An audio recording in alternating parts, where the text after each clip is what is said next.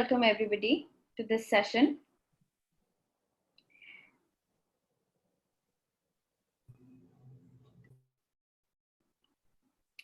Today's topic for the session is Unmasking the Reality of Urban Lives. Shreya, who's one of our panelists, will be taking us through the topic in detail after I introduce everybody. So I'll go ahead and introduce everybody now, starting with Jacinta. Having worked for 25 years with companies such as HP, Infosys, OnMobile, Jacinta has led teams in defining best-in-class talent management practices over the past 10 years. She has also co-founded two companies, Transcendix, a training and development organization, and Lead Now, an organization enabling women to start and stay and soar in their careers by providing research-based solutions. Jacinta has inspired over 40,000 participants in various learning and coaching engagements across organizations, domains, and geographies. Welcome, Jacinta. Thank you. We have Venkat. He is the managing trustee of a registered public charitable trust that works on various issues in the slums of Koramangala, Bangalore, arguably one of the largest slums. The trust manages schools, charity clinics, a large interest-free lending programs, and education scholarship that supports more than 200 bright school and college-going students each year, and other women in programs such as cloth bag stitching, etc. Venkat also holds working experience of 16 years in the Middle East. Welcome. Thank you so much, Aishwarya. We have Sunil. Sunil, who is a senior vice president and India head at Enquero, a software and services company headquartered in the US. He has nurtured an open, inclusive culture where the brightest technology minds thrive, working on innovative digital technologies. Prior to leading Enquero India, Sunil worked with Infosys for 18 years, handling various leadership responsibilities. With over 22 years in the information technology industry, Sunil has a vast experience in IT consulting, building large teams, organization development, strategy realization, and community collaboration. Welcome, Sunil. Thanks, Aishwarya. Last but not the least, we have Shreya, who's also going to be our mediator for the evening. Shreya is a senior vice president, marketing and communication at Anviti Insurance Brokers, CSR specialist, and a corporate grooming consultant. She is on the advisory board of 4 organizations and 4 NGOs. That's just one facet of who she is. This former corporate diva and Mrs.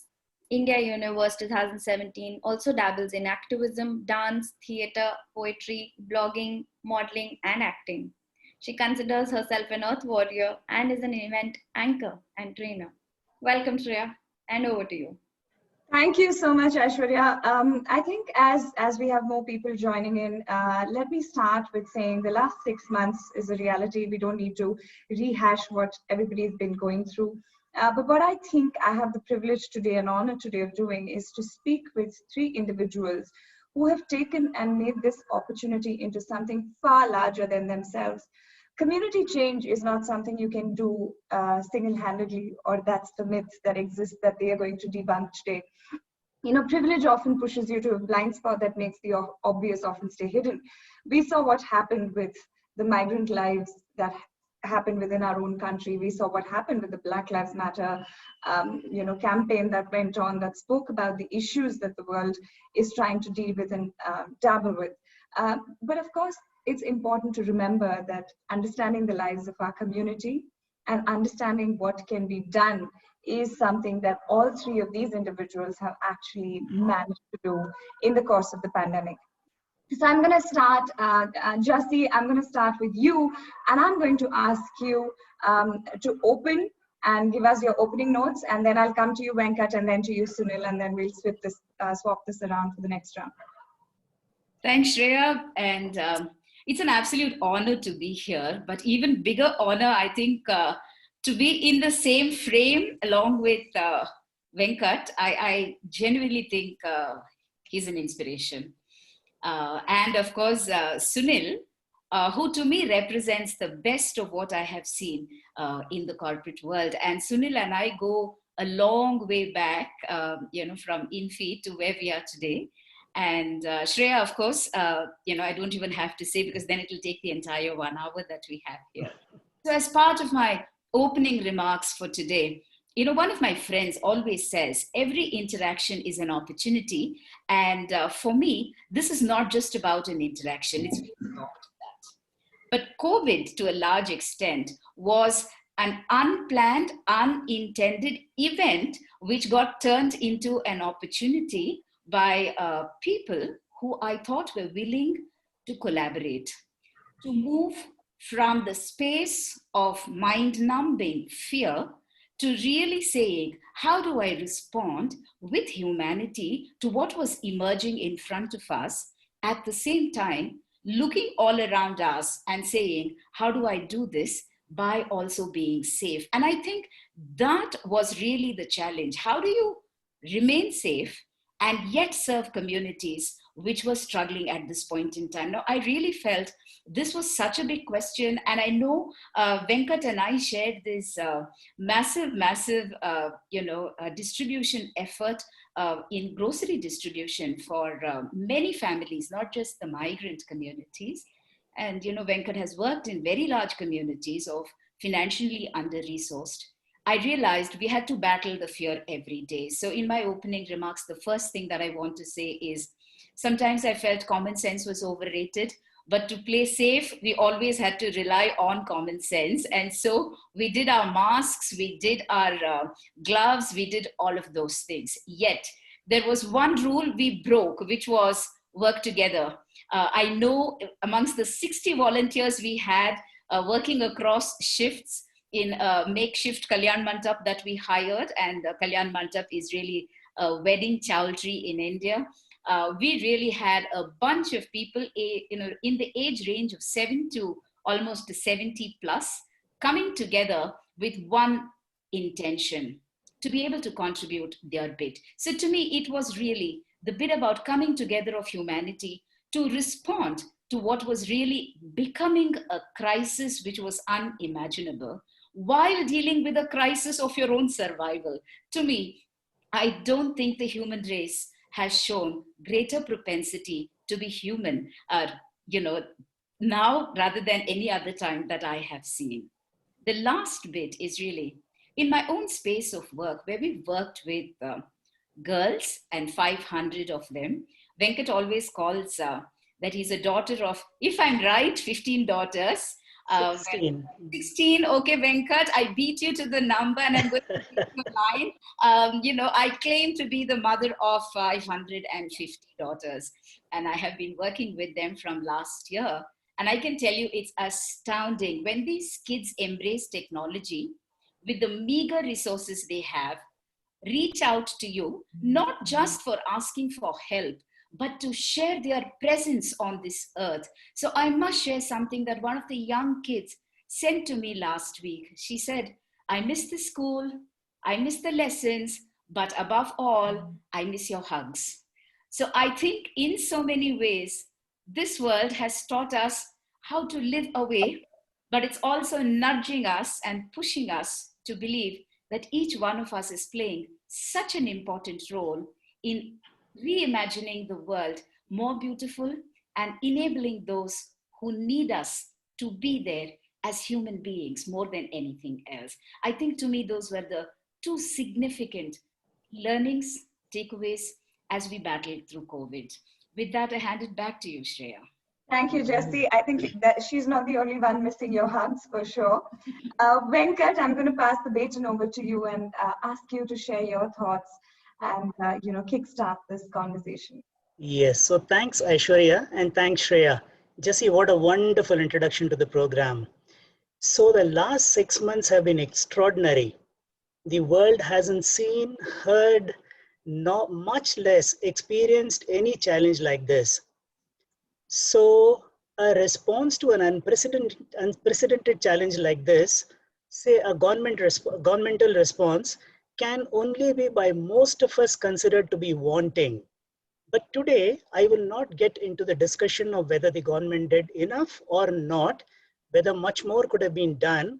I will largely focus on the misery and the pain that an entire nation experienced for the last 6 months. And we are a nation of 1.3 billion people. Friends, all of you must have watched on TV and social media the kind of misery when a sea of humanity moved from the cities to the villages. Thousands, millions actually moved from cities to their hometowns, sometimes on foot or mostly on foot, 1,000 and 2,000 miles. We saw people dying on the way, we saw children and mothers hungry, and then there were road accidents, extremely unbearable scenes to watch. I'm sure a lot of you must have watched and cried too. Like Jesse said, the better part of the whole thing was the civil society in India rose to the challenge. During those times when the migration was happening, a large number of philanthropies, individuals and corporates like Sunil's, they rose to the challenge. They opened their pockets up, they opened their hearts up to charities like us to reach out to the poor. So a lot of the migrants who moved out of Bangalore were helped with food in transit. A lot of them were given shelter by charities, and in many instances, tickets bought for them to reach their hometown. So between the month of April and May, the sea of humanity that moved from the cities, which can be only compared to what happened in 1947 in India, actually settled down by the end of May. A bulk of the migrants had moved. But what the media and the TV did not show us was the lock-in that happened to the urban poor in India during the same 3 months. This unprecedented sudden lockdown without a warning made sure that the poor people who live in the slums. So I work in a fairly large slum called Rajendra Nagara, which is home to about 15,000 families, largely daily wage laborers. So a 15,000 family essentially translates into 100,000 people in a very small concentrated area. Now, these are daily wage laborers. By definition, they go out and work, earn for the day, and just are able to feed their families for the day. When the lockdown happened so suddenly, none of them were absolutely prepared. Imagine a situation where a poor family with absolutely no savings has to stay inside their homes, not being able to go out and work and earn for themselves. That was extremely shocking for them. So during these times, what we saw in the community in the last 3 or 4 months is that the major issues, of course, people suffered, there was misery, there was pain, there was hunger and all that. But the bigger and the long lasting challenges that I experienced was thousands of children in the slums of Koramangala missed out on schooling. Schools have remained closed from the month of May all the way till September. It also looks like this entire year is going to be a washout. Unlike in high-end schools, the poor slum schools do not get the facility of an online education possibility. So children have stayed away from school and have lost an education. They will lose an education for this entire year because their parents are illiterate and they have very little backup support from home. The children, my belief is, would also have forgotten all that was taught to them last year. So we are essentially, the pandemic has put the entire slum population, slum children population back by at least 2 years. What we also see and experience now is that a large number of parents now come to us and say that we can never get our children back into schools by paying 15 and 20,000 rupees as fees. We would rather pull children out of schools and get them into workforce.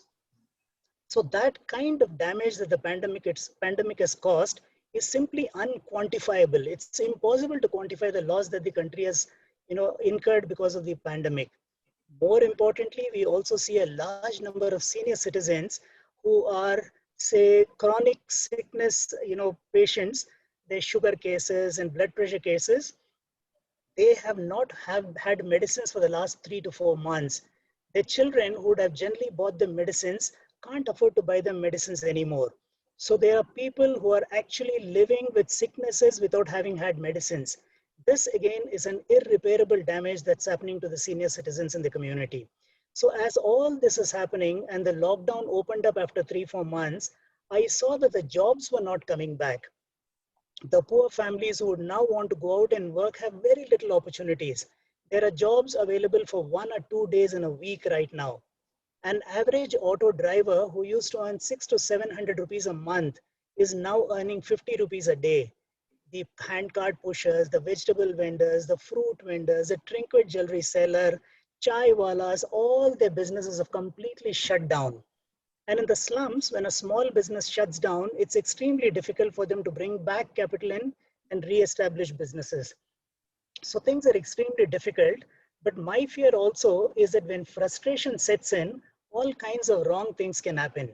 The Bangalore police will tell you that the crime rate in Bangalore has dramatically gone up. The mobile snatching, the chain snatching has exponentially gone up. And you can pin it all down to the fact that there is very, very little employment in the community. A little later in the panel discussion, we must also discuss solutions, but these are my opening comments. Thanks. Thank you, Venkat. I think that sort of opens up your eyes to when I spoke about privilege, about what we don't even see. There's so much of what we ignore, not because we want to ignore it, but because we don't know it exists. And thank you for opening up our eyes to that. Sunil, I'm going to bring you in at this juncture, and then I'm going to ask you about, your opening comments and what you have to say in these times. Thank you, Shreya. And again, it's an honor to be in the panel with Jacinta and Venkat, who are doing so much in this field. It's just amazing to hear their stories. I'll be more years than speaking today, I guess. But opening, I should say, where I come from, you can see Enpero is a company I head in India. Just to set a little bit of a context, we are a young company, just 6 years old, actually only 4 years old in India, and we just started, so to speak, in a corporate life cycle.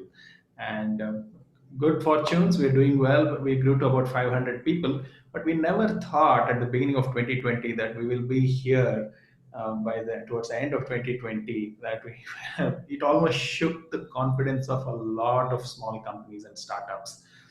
A lot of them in 2020 started thinking big dreams and goals, and right now a lot of them are struggling to stay afloat.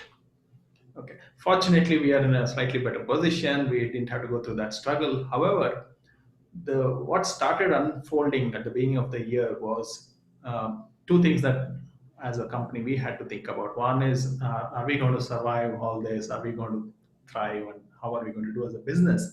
Second thing is, how about the people? Even if your business is still doing well, what happens to all your people? And your people start with your employees, goes to the staff that supports you. They may not be we are a software company, so largely people are software engineers. They're not the underprivileged, they're privileged. And they're actually privileged because they can continue working from home or hometowns or wherever they are. So that way we're all very privileged. But then there's a whole lot of support staff that works with us. So we had to think about them, office boys and those people. And then as a company, right from the beginning, we wanted to build a culture where we are relevant in the society, we give back to the society, we are benefiting from these communities, we have to take care of the communities. And when this struck, well, I think it was a problem with the mind share. Do you think about business? Do you think about the community around you? And the uncertainty, I think, was the most difficult part. And in all this, I had the good fortune of having Jacinta as an advisor for us. She really helped us to go to do a little bit that we could do right at the beginning of this whole migrant worker crisis. And I'll tell you a little more in detail. Jacinta will share more later how we could actually chip in with a little bit of help from a corporate, if you can call us that, to set up some medical camps, mobile medical camps in the urban slums as well as a few villages around Bangalore. That really, really helped us to give something back to the society. But of course, it's a journey, it's a long one. And I think as a small company, the realization was that you don't have to be a large company. I worked with Infosys for 18 years, and the Infosys Foundation is known to do wonders for the society. So while we've seen that, thinking with small companies is, oh, well, let me take care of my business first, let me stay afloat first, we'll do something later. But I think all of us can pitch in with something, whatever we can afford right from the beginning. And there are ways, of course, we'll talk about how small companies can possibly pool in the efforts to do something big. So we'll talk more about it, but those are my opening comments. Thank you so much, Sunil. I think you brought up a very interesting point, which I'll come to in a little bit. But you spoke about mind share, and you spoke about what you think of. But you know, there is a Ban Ki-moon quote which is beautiful, which says all issues are connected. So you know, it reminded me of that when you said when you solve for one, somehow the other seems to also have a solution connected to it. So I'm going to now open up, and Venkat, I'm going to come to you first, and I'm going to ask you the first question: what can be done as a person, as a member of the society, and as a citizen of the country, and as an organization? You all spoke about it, but I'm going to come to specifics and say what can be done. So a lot can be done, but one of the things that needs to be done fairly urgently is to create hope in people. I think very quickly despair is setting in. Despair, a little bit of desperation is all setting in. So by reaching out to people physically and making sure that they are fed, they are clothed, their medical needs are taken care of, it gives you an opportunity to make, reach out to them and tell them that do not worry, things will get better. You just have to wait and bear through it. So the most important thing right now is to give them hope, because hope is very quickly going out. The country has seen 6 months of pandemic and things are not getting any better. Bangalore, I'm told yesterday, has 4,000 odd cases. Karnataka had 10,000 cases yesterday. The problem with employment is another challenge.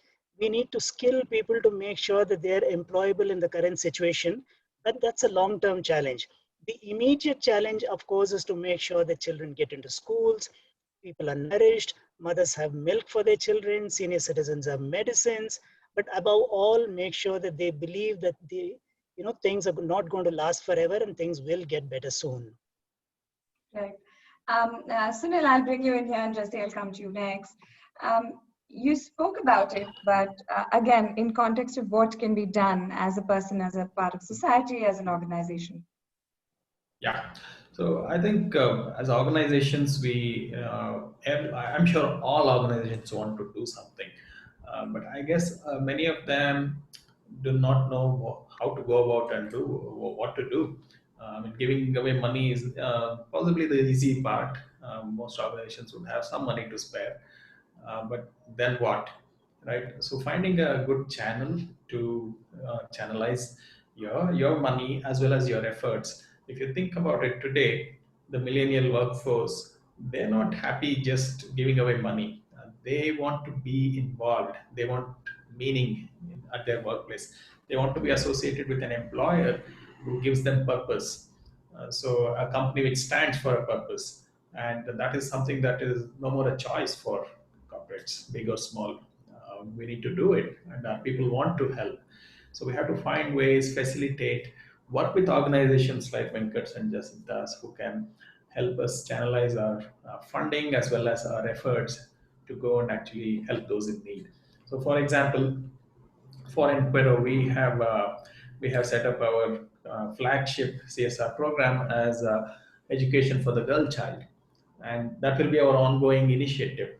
And while we respond to these hopefully short-term events like COVID, but long-term, we have said we will focus on the girl child, education for the girl child. And with Jacinta's help, we are actually identifying a couple of schools where underprivileged girls go, and we can actually help them with their education. We could contribute to them, of course, a little bit of funding, but more importantly, our employees can go and teach them.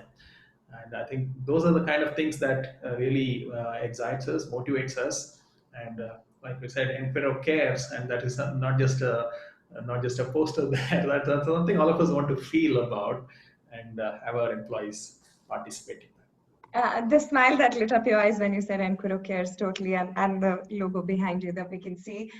Jesse, I'm going to bring you in here, and I'm going to ask you, yes, we heard from Venkat as a social organization working on social impact. We heard from Sunil as part of being a larger organization in context of where it stands as a for-profit, what they can do. Let's hear from you from the context of individuals and what they can do, because when I hear of Venkat's work, when I hear of your work, I'm swept away by the impact that one individual's intent can spark. And, Sunil's an example of that. I am an example of that. So tell us, Jesse, a little bit about what this is. So one of the things that I must admit when I come here and speak is that when you have worked for 25 years, you have a fairly large network. So even if you're an individual, you are surrounded by your network. And I'd love to believe the universe is open for those who are willing to reach into this network. So for me, if you're an individual, first thing you need to figure out is how large a network you have built, right? And I don't mean it in this manner of, are you networking enough? But I'm really saying, do you have friends of friends of friends of friends to whom you can go and be absolutely unabashed in talking about your needs and being able to represent the cause that you really want to speak? So let's step back a little. I straddle both, right? I straddle the social impact space. Those started nascently. I've been there for a very, very long time. I also straddle the corporate space. And, I've been associated with Enquero for 1 year. And, I run my own company, though not directly right now by handing it over. But when I look at all of these things, what I could leverage in a humanitarian crisis was really be a bridge between these two. I remember calling Venkat one night. I had got his number from a friend saying, Venkat, I know you, I've met you just once in Biocon, and I know you do work. So tell me, in which community are you working? Can we collaborate? And so that we create a larger impact. And then Venkat brought in one more person. So we had a consortium of 3 social impact teams coming together in order to go forward and ask people to support us in this mission. Individually, even as organizations, I don't think we could have accomplished the scale of what we managed to accomplish. It was the idea of coming together and becoming a collaborative and a collective that was going out there to serve a cause.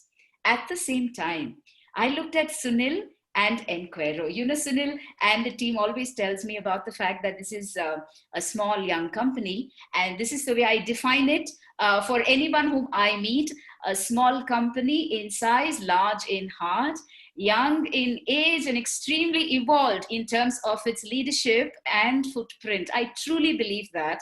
I have, and I have consulted with tons of companies. And to meet with a leadership team that is ready to listen and say, how do I contribute to this? It took me, I think, one text message late in the night to Sunil to say, hey, I think this is a worthy cause where we go back and address the health needs. Venkat and I were working towards the nutritional needs, the food supply part of it. At the same time, when I went into the communities that we work, I realized there were 3 struggle areas. Health, which meant food, first of all. The second was medical care. Everyone was scared. Shreya, they live in floors on which you and I wouldn't walk. Forget about sleep. There really are no washrooms. 8 or 10 men, full grown adult male, is being packed like sardines into those little tin sheet tenements. I don't know how many gaj ki duri we are talking about, and I can tell you, you have no idea of what this living condition is. In all of this, forget about not breathing air. You're breathing fear because you're cut off, right? So the next element I realized that they need is a human connect, because connecting back home itself was difficult. Most of them in the first 10 days had run out of their mobile charge and they had no money to charge their mobiles. They had no idea how to reach out to their families, and they knew no one in the cities. Let me take a few minutes from this panel and share this story. I met this guy called Asbab Sayer, and he landed in Bangalore on the day the lockdown was announced. He was brought in by a coordinator, dumped in a railway station, and another coordinator picked him up from there, brought him to Koramangala ST bed and dumped him there, and then disappeared, never to come back. And later in the evening, he heard the country was going into a lockdown. There was no employment. He had no money. he's taken about 4 lakh loan in order to get his sister married off, and he felt coming from Bihar to Bangalore as a worker in a construction site will give him the wherewithal to go back with some monies. And he says, my mother and sister really need this from me. And here he was, he had no idea of which part of Bangalore he was. He had nobody to call a friend other than the 5 to 10 guys with whom he had to share a tenement. Suddenly, it was not like all of them came together. They were all bought from various places in India and dumped into this place. So I asked him, Bhaiya, wo supervisor kidhar hai? He said, Madam ji, phone switched off hai. So he had no clue.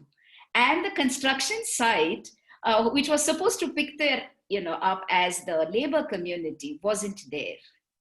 So for the first 10 days, believe me, a community that had come from north, UP, Bihar, had to survive on our bisi bele baat and everything else. That itself, I thought, wasn't doing justice to them, but some food inside their stomach. And here I'm talking, why am I giving you the specific story? That is a single story. I can tell you there were hundreds and thousands like that, not just in this city, but across the cities in India. What this particular pandemic did for us was, as individuals, I think in some ways we were isolated from this. The pandemic locked us in, but it brought to center stage and therefore shook the conscience of many, many people, not just who were involved as civil society. And I think, therefore, to me, our work with, Venkat was beautifully doing even before COVID, and then continues to do.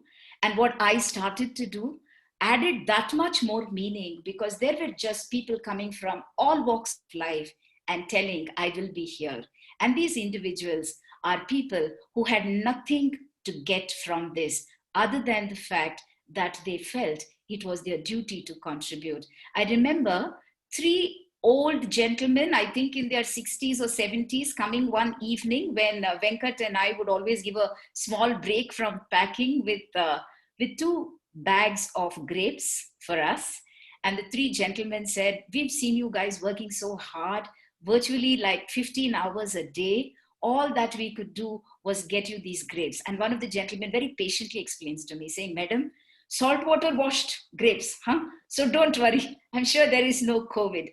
And every time you think back at those comments, those moments, those interactions, I tell you, we responded as individuals, but we came together as a, and to me, that shall remain the greatest learning. Whether you're corporate, whether you're civil society, or just an old man who missed walking in the evening and chose to walk into the Kalyan Mandap to give us fruits because he had to escape from his house, even if it was for just 15 minutes. Thank you, Jessie. Wonderful is the word, because you actually answered my second question, which was, I wanted to ask each one of you for a personal story or an anecdote of what you went through this process. So Jessie, you answered 2 of my questions in a short. Thank you. Sunil, I'll come to you now, and I'll ask you to tell us one of these stories that that touched you, or that you want to talk about, and then Venkat, I'll come to you. Sure. Okay, there were quite a few. Let me think of a story which might be resonating well. For example, we have these few office boys who work in our office. They are, frankly, I don't even know where they live. Actually, that's a shame, but I don't know where they live. But I realize they do live in one of these very small settlements somewhere in the city close by. Now I know where they live, but I did not then. And then imagine the fear in their minds when this happened, when this all started. People were, there were curfews, no one could go anywhere. The worst thing that could happen to them was, we say, okay, cost cutting. We don't know if there's uncertainty. The first thing to do is that, okay, let's cut cost. Offices are closed. Nobody's coming to office. And the obvious thing would be to do cost cutting, right? But I guess a lot of companies, including us, took the stand that we will not lose jobs, especially for these kind of employees, people who are dependent on these jobs for for a day-to-day living. While they're not daily laborers, they're not the poorest of the poor, but still they're very much dependent on these the salaries they get from here. So we decided, just like many other corporates did, that they will continue to work. Even to date, the last 6 months, they come to work every single day.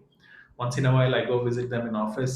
They're so happy to see humans walking into office, because these guys are in office every day. They're cleaning it, they're keeping it sanitized, but they're just so happy to see that we go there and we appreciate what they do.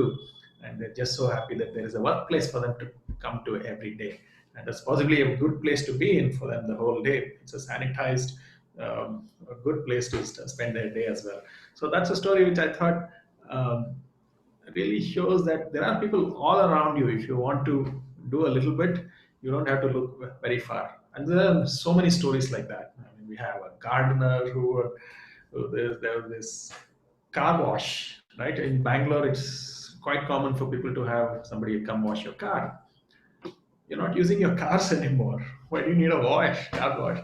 But then the most logical thing to do was let them continue to do what they're doing. So the guy has a job to do. He comes every other morning, washes the car with the same intensity, maybe more now, and he gets that little money that keeps him going.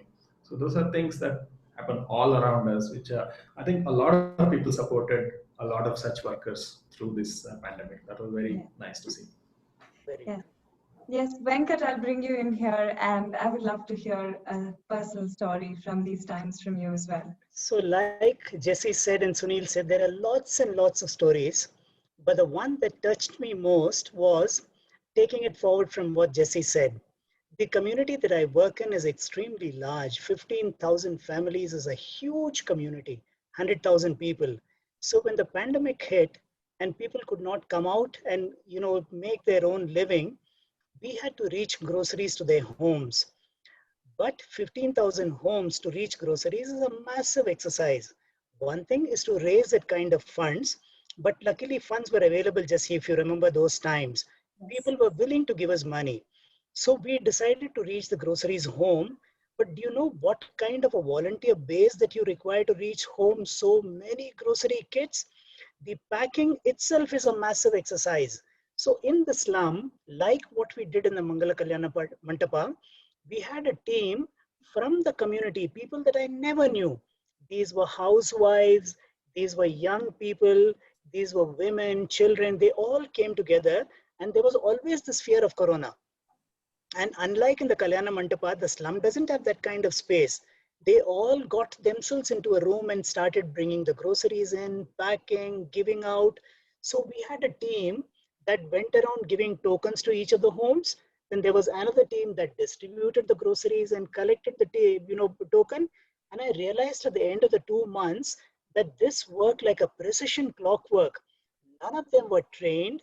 None of them had any professional experience. It is just that they had the heart to reach out to their own neighbors. That was an amazing experience for me. That team at the end of 2 months dispersed, but that was a very, very sad day. Because when they finally dispersed and they wanted to carry on with their own lives, I realized that the family had unfortunately disconnected all of a sudden. That was a beautiful story. There are many, many more. I remember mothers running after us to pack, snatch a packet of milk, so on and so forth. But this was an extraordinary story. 100 people got together that 2 months. Jesse knows this.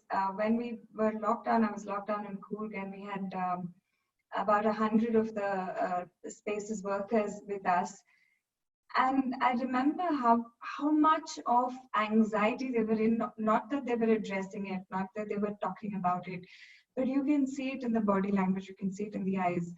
And when you hear of things, of people coming together to actually help ease that burden of whether it's that one meal that they're worrying about or that one phone recharge that they want to get done to talk to their loved ones, I think that talks about community coming together to help and to actually, garner what we can to get them all going. Now I'll come to the next thing, and Jesse, I'll start with you here again. I know that this was not easy. I know some of the real stories because I've spoken to you through this. what were some of the most complex challenges that had to be tackled within course of getting things done? And you can talk about, I think, one or two of those episodes where people wanted to, I'm hoping I'm nudging you in the direction of sharing that little story that you had told us. I want to hear that from you. I don't know what is that because I've told you so many stories, but nevertheless, I think what we had to battle first was personal fear. I think it was so huge. It was writ large on our faces, and we were bringing people from all walks of life to come and to work together. And you were in some ways, right, nudging this group to come together. So Venkat and I think, agonized over whether we were taking enough precautions, whether we were doing this right. You wanted it to be safe. And I know for Venkat, it was a very tough time because he had to run back home. He has an elderly mother-in-law. So he had quarantined himself in his room for, I don't know how long. And I don't think he ever got to see his wife, Viji. And it was very similar for me because I have 3 elders to support. And the fear that you're probably bringing something that could pose a huge risk to them was one of the first nightmares you had to battle. But you wished and hoped and prayed and moved on. So I think that to me was really the first element that you had to battle. The second was many people who gave, in some ways wanted some proof that this was going to the right set of people, right? So some of them would ask us, can you send us pictures? And I always felt this was like creating a portrait of poverty. Who wants to be seen helpless, being taken like and somebody hands them a bag of groceries and then there's a picture over there. And I actually went out and negotiated with many of our donors. And I said, I don't think we're going to do the pictures. I need you to trust us that we're giving it to the right set of people who have the need. And there is desperate need. No matter how much we give, I don't think it's going to really suffice. So I think that was really the second part. The third element was the ability of people to respond with what I would call absolute corporate class leadership. Asbab I talk about would say, ma'am, aap risk mat lo, yahan pe mat khade raho. Just bring the food, give it to me in bags. I will go and distribute it. You don't have to stand here for 1 hour and get exposed. And then he looks at me and says, na jane, aapke paas bhi infection hoga. And you're like, you're right, dude. I could also be bringing the infection here. But what I liked about him, I spoke to him like yesterday. One day we sat down to talk and he said, I'd like to do something for you. I said, okay. And he said, main gana gaun? I said, okay. Oh. So makes us sit inside the car, stands about 6 feet away and sings this amazing song that he's penned by himself. And I really thought that was the best give back. So you know what? You could be hungry, you could be abandoned, you could be called a migrant or a guest worker, but you have an identity. So the way Asbab introduces himself is, मैं शायर हूँ, लेकिन यहाँ पे construction का काम करता हूँ. And I think that to me is the definitive story of COVID. Each one of us has an identity. Maybe you're a poet, maybe you're a singer, maybe you're just a grand human being. The work that you do doesn't really define you. So to me, those will remain, I think, very, very deep and beautiful moments that really took me along this journey. And the fact that we all survived, we came and we are still going strong, I think is a great place to be. Wow. Okay, so thank you, Jessie. I mean, I remember once my mother referred to Jessie as a force of nature, and I think to everybody listening in, it's obvious why she would be called that. Yeah. So, Sunil, I'm going to come to you and I'm going to flip this a little bit and ask you about what the challenges were as an organization when it came to channeling all of the energies. While the intent is there, there are also impediments on the way. So tell us a little bit about the challenges that you faced in Venkat, and I'll come to you. Sure. So actually we were fortunate to have Jacinta, like I said before. It was not very challenging for us to help the way we wanted to help. So it was the main problem, like I said earlier, is you don't know how to help. You want to help, but you don't know how to help. But you're having somebody who can advise, who can say, who can take care of getting it done, really, really helped. So that way, it wasn't very challenging. But what was challenging as a corporate for us is we never thought our employees were migrant workers. Okay. So the fact is, even whether you are a laborer or a software engineer, if you are not in your hometown and something like this strikes, it affects you mentally. And we realized there are so many of our own employees who did not have the risk of losing a job, did not have the security issue. They had homes in Bangalore, they had homes, they owned homes in Bangalore. Many of them were in a rush to get back to their hometowns.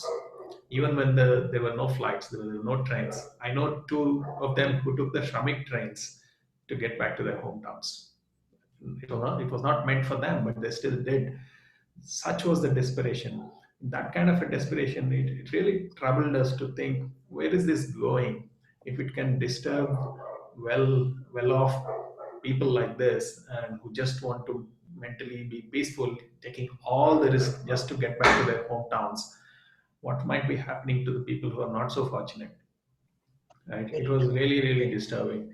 And in the end, it worked out all right. But that first 2, 3 months, where we saw hundreds of employees just trying to flee from Bangalore and from Hyderabad, it was scary. And I tried everything I could to reassure them to stay put in Bangalore. We do this daily task force meetings, we do this communications. But I think the emotions were too high. So we couldn't force anybody to stay here, but we appealed. That's true, but I think one of the things that this pandemic did was put the fear of death in right in the center. Because I know I heard of so many people saying, "I don't care. We'll figure out. We may not have money, but if we die together. If we starve together." And I think, again, it only reminds you of how fragile we are as a planet and as its people. Venkat, I'll come to you now and ask you to share. What you have to say in this context. So challenges, there were many, but because in some way I feel morally responsible for the community that I work in. I have been in Rajendra Nagar slums for the last 16 or 17 years because we engage with children, senior citizens, we run clinics, schools and all that. It's my family. So I always thought that among all the slums in Bangalore, Rajendra Nagar should remain the safest. That was a huge challenge because it's a very, very crowded, densely populated community. And through the first 2 or 3 months, as long as the lockdown was on, there is some amount of discipline. People stayed home. But the moment the lockdown was withdrawn, people were all over the place. And it was extremely difficult for us to tell them as to how risky it was for them to be out in the open, sharing shoulders with each other, having cups of tea at the street corners. So at that point in time, we decided to create a task force of about 25 college-going youth in the community. So we run a youth empowerment program where every Sunday all the youth come in and we train them on soft skills. So we put the team together, and in the next 2 months, we made sure that they went door to door with megaphones, two per lane with a megaphone, speaking to people over the megaphone as to how important it was for them to stay home, sanitize themselves, socially distance themselves, not let the senior citizens come out, not let the children be unsafe, so on and so forth. But finally, after those 2 months, we realized that there were very, very few cases in Rajendra Nagara.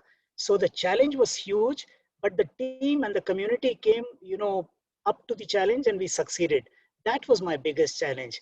Luckily, it was not insurmountable. We managed to keep the community safe. It continues to be relatively safer than all other slums in Bangalore. I know I'm conscious of time and we're 5 minutes from where we should be ending. So I'm quickly going to ask you the last two questions in a slightly rapid fire sort of format and then ask you a few more in the same way. So I'm going to ask you to keep your answers as crisp as you can. We let the lady win. There is no coffee hamper on this one though. So my question, Jesse, to you, and then same question to Sunil and Venkat is, what can one do? What can we do as individuals? What can we do? Share hope. Yeah, share hope. And, I just want to quote what we shared today. Bernard Williams says, there never was a night or a problem that could defeat sunrise or hope. So I believe as human beings, we we need to continue to thrive, but we need to continue to believe that we survive together rather than alone. And I think that to me is the biggest learning. Yeah, both of you were in chorus when it came to hope. So Venkat, switching to you. So I believe that hope is the only way forward because there is despondency right now. We must make sure that every single person in the community believes that there is a better tomorrow. And that is possible only if you show them the hope. And I think people now have started to believe that things can get better because in the last 6 months, the most difficult part of the last 6 months, they have been able to tide over. So hope, I think, is the only way forward. You can give them enough groceries, you can give them enough food and all that, but that is just for the moment. Hope is what will last and last long enough for them to survive for another good day. Well, the magic words, hope. Sunil, let's hear from you. Okay, maybe I'll try something different. But charity begins at home. So I think we all should look around the people who help us. Let's help them. And as hopeless as it may sound, this may not be the last pandemic or the last crisis we are going to see. Right? There may be more in future, worse ones. So let's learn from this and be better prepared for the next one. Wow, nice. So my last question, and I'm going to ask audience to start posting questions very quickly on the Q&A window. My last question is, what is the silver lining? So you're asking whom? I'm asking all of you, and Venkat, we'll start with you. Okay, the silver lining is a fact that we as Indians have quite better immunity than most of the people in the world. So luckily, in a country of 1.3 billion, the deaths have been very few. And that makes us believe that probably we'll come out of it much faster than many of the other countries. That's the silver lining for me. Jesse? Silver lining to me is that humanity is still thriving. I don't know what the rest of the world has in terms of judgment. To me, it is thriving. Look at the way an unknown corporate came with a hospital to go to Bangalore rural, a village called Mugalur, and give healthcare. Look at what Venkat, who lives in Koramangala, goes into a community of 100,000 people and can proudly today say, we don't have too many cases because we did everything that we could. To me, humanity has thrived and it will continue to thrive, and that's the silver lining. And Sunil? Silver lining is we are winning the war against COVID, no doubt about it. And I think the vaccines are coming way faster than any time in the past. So these are all great things. I think my silver lining was the fact that I got to chat with three of you who I think have moved the needle so much in context of what individuals can do. And thank you so much, Sunil, Jacinta, and Venkat, and thank you to Kocharya for having us here in this conversation. There is a comment from somebody, there is no question, which I should read out, and it says, authentic conversations with hope and humanity. Kudos, Venkat, Jacinta, and Sunil. So there you go. Signing off from my silver angle and silver lining and handing it over to Aishwarya. Thank you so much for having all of us, and thank you, Jesse, Venkat, and Sunil. Thank you so much. Thank you, Shreya. This was brilliant, and I think it was required in these times, I believe.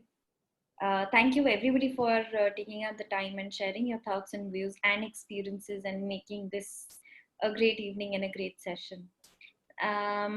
I believe there aren't any questions. Yes, there aren't any questions. So then, good night to everybody. Thank you for taking out the time.